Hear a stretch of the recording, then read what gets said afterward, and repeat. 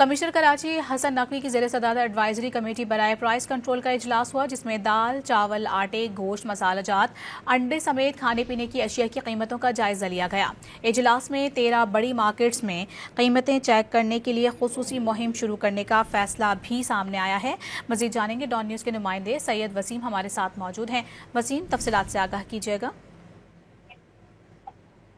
जी बिल्कुल, कमिश्नर कराची सैयद हसन नकवी की ज़ेर सदारत एडवाइजरी कमेटी बराए प्राइस कंट्रोल का इजलास हुआ है, जिसमें bureau of supply and prices समेत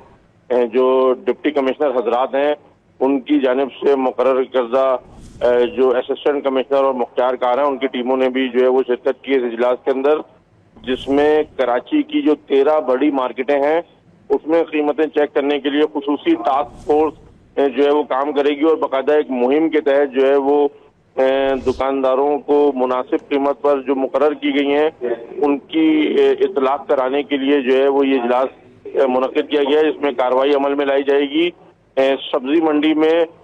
जो ऑक्शन का निज़ाम है और जो माशाखोरी है उसके निज़ाम को शफाफ बनाने पर जो है वो बाकायदा जो है वो इजलास में बातें की गई हैं और तफसीली फैसले किए गए हैं।